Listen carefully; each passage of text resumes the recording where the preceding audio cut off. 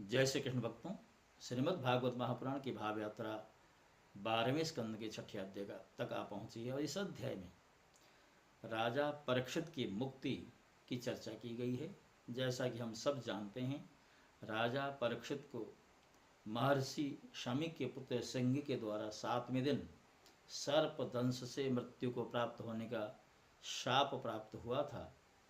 और उस साप को ध्यान में रखते हुए उन्होंने गंगा जी की शरण ग्रहण की। सुखदेव जी महात्मा जो उनके भय को मिटाने के लिए श्रीमद् भागवत की कथा सुधा का पान कराने के लिए वहाँ पर पहुँचे। और यहाँ पर सूत जी और शौनक जी का जो संदर्भ चल रहा है, शौनक जी भी यही कह रहे हैं, सुखदेव भगवान जो है साक्षात भगवतावतारी ही हैं और उनके द्वारा जो उपदिष्ट विषय हैं उन्हें राजा परीक्षित ने ग्रहण किया। और इधर राजा ने भगवान सुखदेव जी से क्या कहा है, कहा कि आप करुणा के साक्षात मूर्ति हैं, आपने मुझ पर कृपा करके अनादि अनंत एक रस सत्य भगवान श्री हरि के स्वरूप और लीलाओं का वर्णन किया है। मैं अब आपकी कृपा से अनुग्रहित और कृत्य हो गया। संसार के प्राणी अपने स्वार्थ और परमार्थ के ज्ञान से शून्य विभिन्न प्रकार के दुखों के दावानल से दग्ध है। मैंने और मेरे साथ, अर्थात राजा परीक्षित का कहना है कि न केवल मैं आपकी कथा सुधा का पान कर रहा था, अभी तो मेरे साथ अनेकों लोग जो मेरे संग बैठ कर के कथा सुधा का पान कर रहे थे, उन सब ने यह अनुभव किया कि उनके पद पद और पग पग पर भगवान के दर्शन हो रहे हैं कथा के माध्यम से। और श्रीमद् भागवत के गान में बड़े बड़े आत्मारूप नाम पुरुष भी रम जाया करते हैं। आपने मुझे अभय पद का, ब्रह्म और आत्मा की एकता का साक्षात्कार करा दिया है। अब मैं परम शांति स्वरूप ब्रह्म में स्थित हूँ। अब मुझे तक्षक आदि किसी भी मृत्यु के निमित्त से अथवा दल के दल मृत्युओं से भी भय नहीं है। अर्थात एक मृत्यु की बात छोड़िए, अब आप मुझे आज्ञा दीजिए कि मैं अपनी वाणी बंद कर लूँ, मौन हो जाऊँ और साथ ही कामनाओं के संस्कार से भी रहित चित्त को इंद्रियातीत परमात्मा के स्वरूप में विलीन करके प्राणों का त्याग करूँ। अज्ञानम च निरस्तम में ज्ञान विज्ञान निष्ठया भवता दृष्टम सेमम परम भगवतः पदम। आपके द्वारा उपदेश किए हुए ज्ञान और विज्ञान में परिनिष्ठित हो जाने से मेरा अज्ञान सर्वदा के लिए नष्ट हो गया। आपने भगवान के परम कल्याणमय स्वरूप का मुझे साक्षात्कार करा दिया। सूत जी कहते हैं, शौनकादि ऋषियों साक्षात राजा परीक्षित ने भगवान श्री सुखदेव जी से इस प्रकार कहकर बड़े प्रेम से उनकी पूजा की। अब वे परीक्षित से विदा होकर समागत त्यागी महात्माओं भिक्षुओं के साथ वहाँ से चले गए। राजर्षि परीक्षित ने भी बिना किसी बाह्य सहायता के स्वयं अपने अंतरात्मा को परमात्मा के चिंतन में समाहित किया और ध्यानमग्न हो गए। उस समय उनका श्वास प्रश्वास भी नहीं चलता था। ऐसा जान पड़ता था मानो कोई वृक्ष का ठूंठ हो। उन्होंने गंगा जी के तट पर कुशों को इस प्रकार बिछा रखा था जिससे उनका अग्रभाग पूर्व की ओर और उन पर स्वयं उत्तरमुख होकर विराजमान थे। उनकी आसक्ति और संशय तो पहले ही नष्ट मिट चुके थे। अब वे ब्रह्म और आत्मा के एकता रूप महायोग में स्थित होकर ब्रह्म स्वरूप हो गए। शौनकादि ऋषियों मुनिकुमार श्रृंगी ने क्रोधित होकर परीक्षित को श्राप दे दिया था। अब उनका भेजा हुआ तक्षक सर्प राजा परीक्षित को डसने के लिए उनके पास के लिए चला। रास्ते में उसने कश्यप नाम के एक ब्राह्मण को देखा। कश्यप ब्राह्मण सर्प विष की चिकित्सा करने में बड़े निपुण थे। तक्षक ने बहुत सा धन देकर कश्यप को वहाँ से लौटा दिया।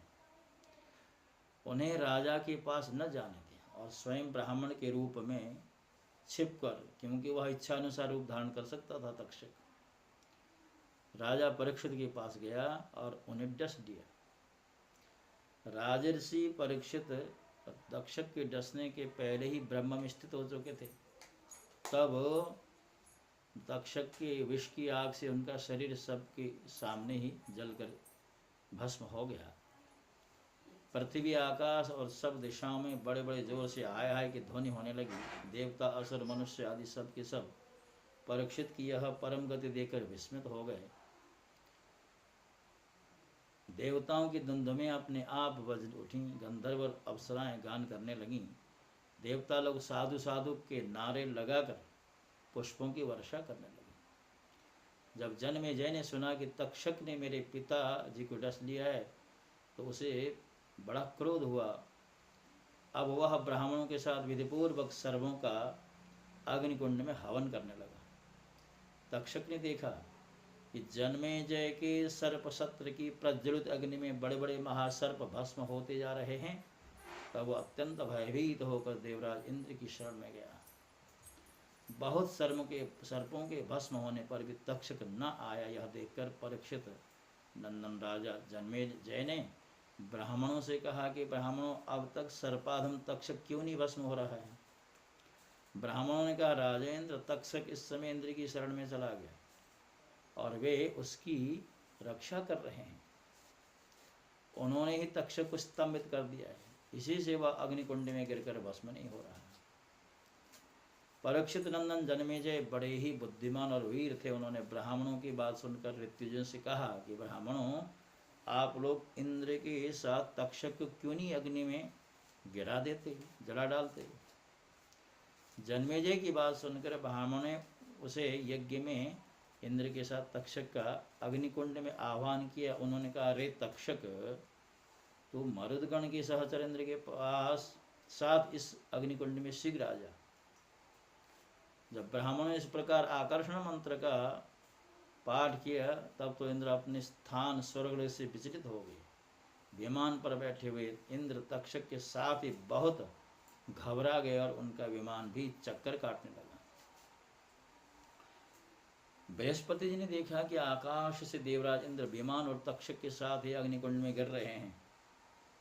तब उन्होंने राजा जन्मेजय से कहा, नेशत्वया मनुष्येंद्र वधम अर्हति सर्पराट अनेन पीतमृत मथवा अजरामरः। अर्थात, हे राजन, सर्पराज तक्षक को मार डालना आपके योग्य काम नहीं है। यह अमृत पी चुका है, इसलिए यह अजर और अमर हो गया है। राजन, जगत के प्राणी अपने अपने कर्म के अनुसार ही जीवन, मरण और मरणोत्तर गति प्राप्त करते हैं। कर्म का अतिरिक्त और कोई भी किसी को सुख दुख नहीं दे सकता। हे राजन, यूँ तो बहुत से लोगों की मृत्यु सांप, चोर, आग, बिजली आदि से तथा भूख, प्यास, रोग आदि निमित्तों से होती है, परंतु यह तो कहने की बात है। वास्तव में तो सभी प्राणी अपने प्रारब्ध कर्म का ही उपभोग करते हैं। राजन, तुमने बहुत से निरपराध सर्पों को जला दिया। इस अविचार यज्ञ को फल केवल प्राणियों की हिंसा ही है, इसलिए इसे बंद कर देना चाहिए, क्योंकि जगत के सभी प्राणी अपने अपने प्रारब्ध कर्म का ही भोग कर रहे हैं। सूत जी कहते हैं, शौनकादि ऋषियों महर्षि बृहस्पति की बात का सम्मान करके जन्मेजय ने कहा कि आपकी आज्ञा शिरोधारी है। उन्होंने सर्प सत्र बंद कर दिया और देवगुरु बृहस्पति की विधिपूर्वक पूजा की। हे ऋषिगण, जिसमें विद्वान ब्राह्मण को भी क्रोध आ गया, राजा को शाप हुआ, मृत्यु हुई, फिर जन्मेजय को क्रोध आया, सर्प मारे गए, यह वही भगवान विष्णु की महामाया है। यह अनिर्वचनीय है। इसी से भगवान के स्वरूप बोध जीव क्रोधादि गुण वृत्तियों के द्वारा शरीरों में मोहित हो जाते हैं, एक दूसरे को दुख देते और भोगते हैं और अपने प्रयत्न से इसको निवृत्त नहीं कर सकते। भक्तों, आपने सुना कि किस तरह राजा परीक्षित की मुक्ति हुई। परीक्षित के पुत्र जन्मेजय ने सर्पों के प्रति आग्रह भाव रख करके सर्प यज्ञ किया। अनेक सर्प मारे गए। तक्षक नहीं मरा क्योंकि वो तो अमृत पी चुका था। और बृहस्पति जी के कहने से जन्मेजय ने सर्प यज्ञ बंद कर दिया। आगे वेदों का विभाग आदि इसी अध्याय में इसकी चर्चा की गई है। तो आज का एपिसोड अधिक लंबा न हो, इसी बात का ध्यान रखते हुए मैं इसे यहीं पर विश्राम दे रहा हूँ। काफ़ी दिनों के बाद आपके समक्ष उपस्थित होने का अवसर प्राप्त हुआ है। अभी भी मैं यात्रा में हूँ, थोड़ा सा समय निकाल करके आपके समक्ष उपस्थित हुआ हूँ। आज के लिए मैं आपसे विदा होना चाहता हूँ। अगली श्रृंखला में आपसे भेंट होंगी, तब तक के लिए जय श्री कृष्ण। ओम नमो भगवते वासुदेवाय।